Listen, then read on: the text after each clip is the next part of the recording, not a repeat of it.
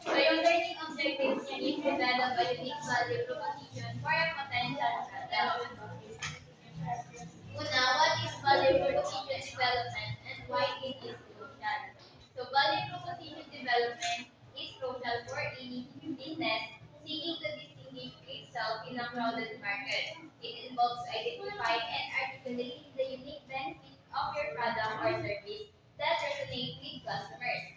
A well-defined value proposition not just clarifies what you offer, but likewise addresses customer pain points effectively. So comprehending these elements can greatly improve your brand identity and boost conversation rates. So basically, yung value proposition is ito yung isang clear statement na kung saan sinasabi sa mga customer kung bakit kailangan nilang piliin yung business ninyo. So hina-highlight dito yung unique strengths and kung paano nyo i-resolve yung problem. Kasi pag gagawa mo ng isang value proposition, dapat alam mo din kung paano mo i-resolve yung magiging problem ng mga customers mo. So it's all about making a good impression and winning our customer. So what are the key components that make a value proposition truly effective? So dito na, understanding the value proposition development. First is comprehending value proposition development. Is fundamental for any business looking to differentiate itself in a competitive market.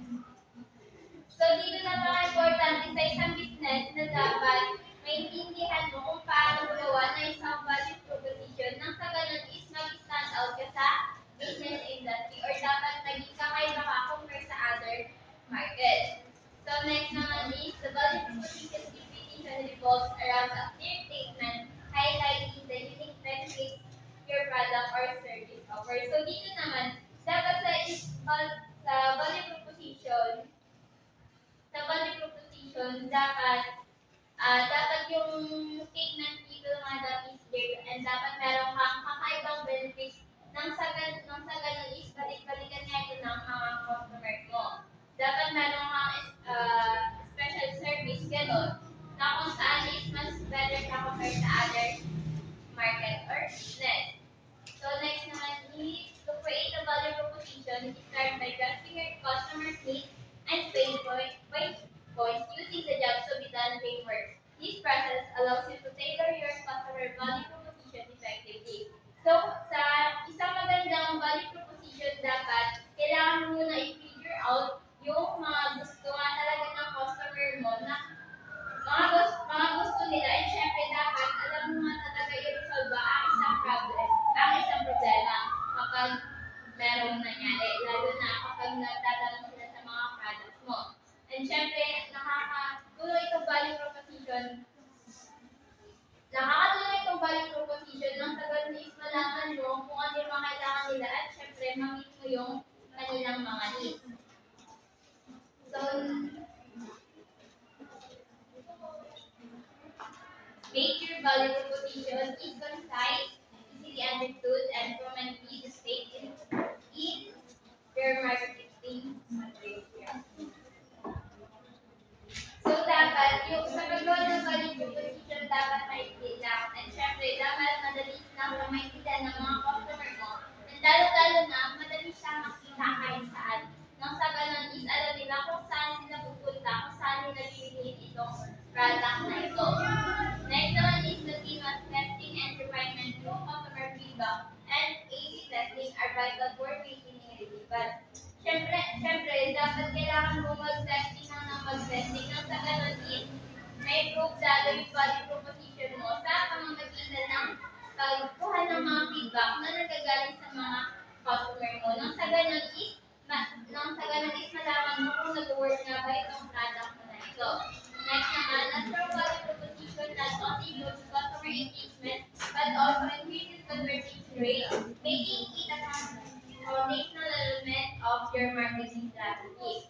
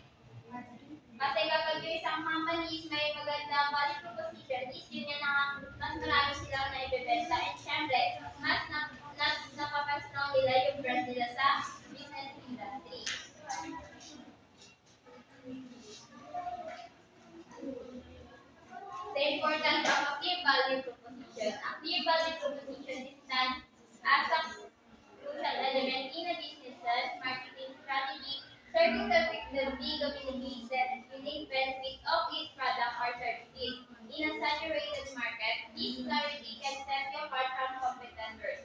Companies with well-defined customer value propositions can boost conversation rates considerably, enhancing brand identity and ensuring consistency across marketing efforts. So basically, yung value proposition is ito yung nagsisilbi bilang secret weapon mo sa marketing na kung saan nga is nakakatulong ito para mag-stand out ka sa ibang mga businesses and lalo na para mas makabenta ng marami at makapag-build ng strong brand na kung saan is magkakaroon ka ng marketing consistent. So ito yung mga good things na mangyayari kapag meron kang magandang value proposition. First is reduce customer confusion. Siyempre, dahil dito dito naman madaling maintindihan nga dito ng mga customer mo kung ano nga ba yung mga ino-offer mo product na kailangan nila. Facilitates smoother sales process. So dito, dahil sa pagkakaroon ng magandang value proposition, mas mapapadali ang pagbebenta mo ng mga product ninyo. Kasi nga, alam na ng mga customer ninyo kung ano nga ba yung magiging benefit nito sa kanila. Next, improve overall customer engagement.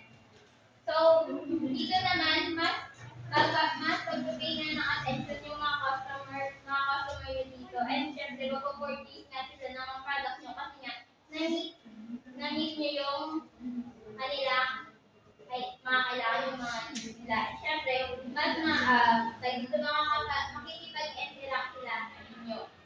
And then, it increases customer satisfaction rate. So, dito naman yun nga, mas masasatisfy yung mga customer nyo at magiging masaya sila kasi na-meet nyo yung mga needs nila.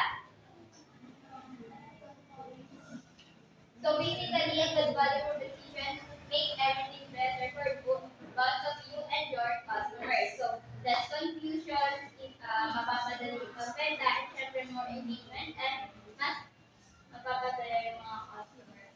Through value proposition development, you not only clarify your offerings but also resonate with your target audience needs. This clarity leads to higher retention rates, demonstrating that critical role of their value proposition plays in promoting positive customer experiences and driving business growth. So dito nga, kapag nagawa mo na maayos yung value proposition mo, makakagawa ka rin ng magandang product na kung saan magkakaroon ito ng connection sa mga customer nyo kasi nga nagugustuhan nila ito.